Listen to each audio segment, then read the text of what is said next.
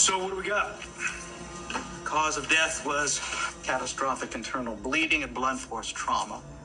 There were injuries to his neck, vertebrae, fractured jaw, and extensive damage to the skull. There was bleeding on the brain, as well as a hemopericardium and a cardiac tamponade.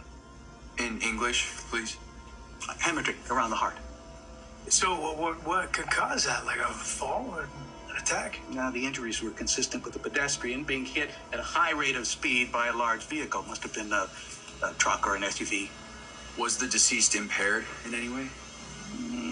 The preliminary autopsy indicates no contributing factors. There was no alcohol in his system, and he wasn't under the influence of drugs. What about medical conditions?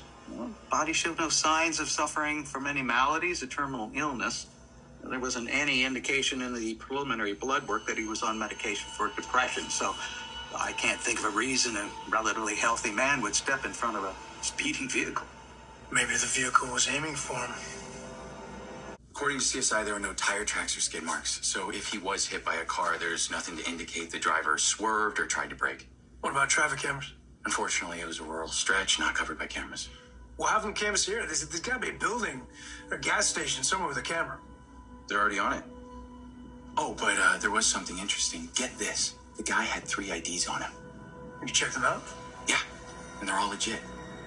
There's no... CSI said he had 3 valid pieces of ID on him. 1 U.S., 1 Canadian, and 1 from the United Kingdom.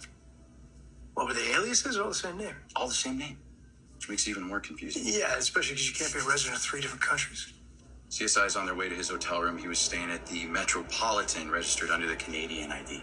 All right, run his DNA through CODIS and check his fingerprints too, I guess. We'll run it through every database we have. Yeah. Hey, Chase, be sure to flag it for intelligence services too. So what else can you tell me about the condition of the body? As I said, there were multiple traumatic injuries, but there was one thing that stood out. He had a significant bruise on the left heel. Is that unusual? Actually, yes, since it was starting to callus.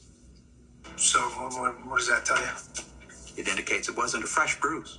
And it certainly didn't come from the impact of the vehicle striking him. I found that odd. So we looked into his left shoe, and we found this under the lining. Can you do me a favor and bag that? Thanks. And don't mention this to anyone, if you don't mind. Thank you. Hey, we got a hit.